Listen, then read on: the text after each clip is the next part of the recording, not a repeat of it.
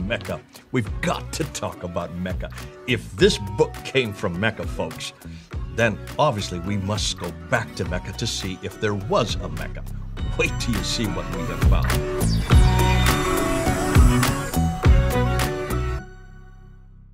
Yeah, and this is something that Shoemaker brings up in page 96 of his book, this book here, Creating the Qur'an. He asks an amazing question. This is why I love this guy, because he's asking the question no one wants to answer, and that is, if this Qur'an was received between 610 and 622 in a place called Mecca, and then from 622 to 632 in a place called Medina, those are historical places. We're talking about a historical fact. Between 610 and 632, there needs to be a Mecca, there needs to be a Medina there in order for him to have received this Qur'an in those two cities, known as the Hijaz, the central part, very close to where you grew up and where you were born. You were born in Jeddah, not too far from Mecca, right? That is correct. So he goes back, he says, let's take a look.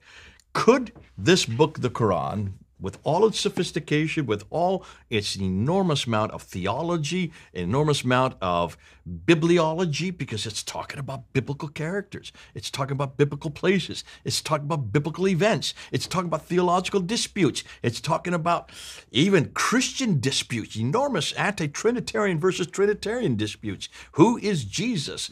Does he ever claim to be God? Does he deny his sonship? Does he deny his divinity? Does he deny the Trinity? These are, the Quran is full of these references, which suggest, therefore, there has to be Christians there in Mecca, Medina for these discussions to have happened. There has to be Jews there to have even given the material on all these biblical characters, Abraham and Moses. Enormous stories about Abraham going into the Kaaba and destroying those idols in chapter 21 of the Quran. These are good stories. The difficulty is, or the supposition is, if all this material is there in the Quran, then there have to be Jews and Christians, there have to be people, there have to be thousands of people living in these. You brought up on one of your shows, and you do this, you brought up somebody, one of your, who was saying that at one point that there may have been anywhere from 8,000 to 10,000 Jews in Yathrib. And Shoemaker, hearing something like that, would pull his hair out, because that's not what the scholars are finding. So what we need to do, and what Shoemaker does, and he goes back and he says, let's go look at these places to see if it could have accommodated this script, if it could have accommodated a Quran of this sophistication, hugely sophisticated. Because why? Much of the material is in an environment of debate, in an environment of exchange, in an environment of confrontation. If that is the case, then this should have been happening in Mecca, Medina, in the early 7th century, 610 up until 632, for Muhammad to have received this at that time and at that place. So when you go back on page 96, he says this. This is what's interesting. I'm just going to be quoting. This is Shoemaker stating this. He says, the near total invisibility of the Hijaz in any of our late ancient sources is seemingly a clear sign that it was isolated from the insignificant to the broader world of late antiquity. So he comes out with this right away. He says, we've got a problem here. There's just nothing there.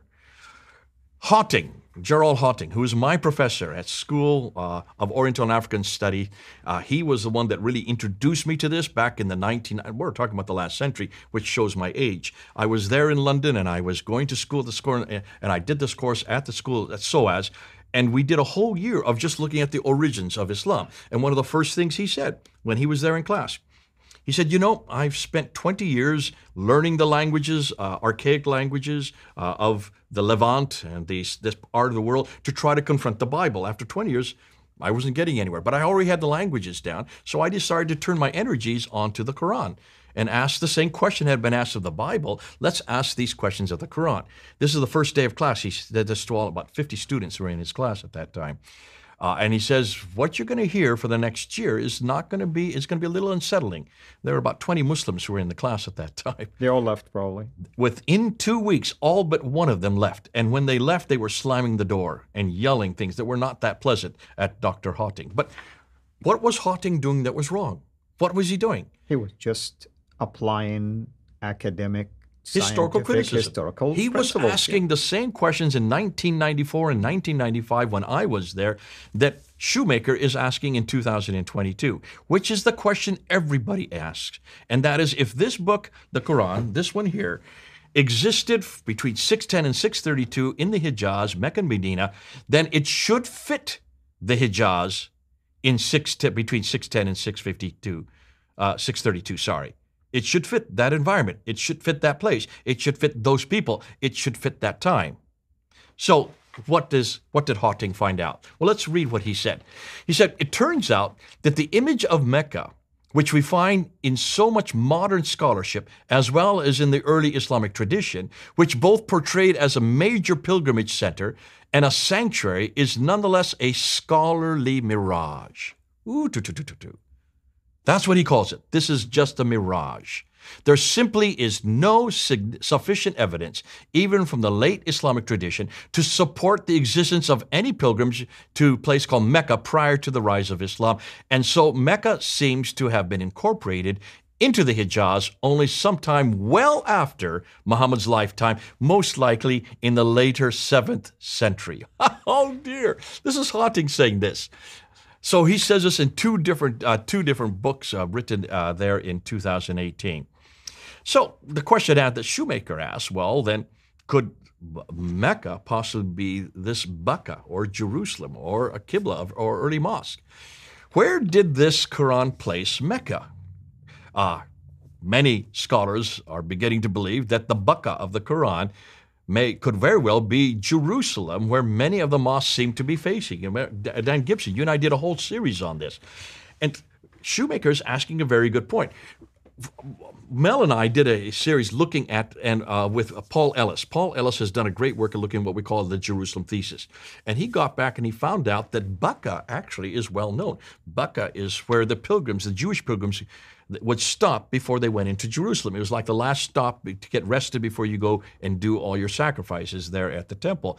Becca is very well known, but that's way up in Jerusalem, not a good 1,000 miles further south. That Becca is not only a Jewish thing, it is probably the word itself, Becca, is not the same roots as Mecca, as you well know since you know Arabic. That's right. I mean, what a coincidence. You have Becca in the Bible, and you have Becca that exists today, the Beqa Valley, basically, or at least the Becca of the Bible in reference to a valley that people will cry on their way to Jerusalem.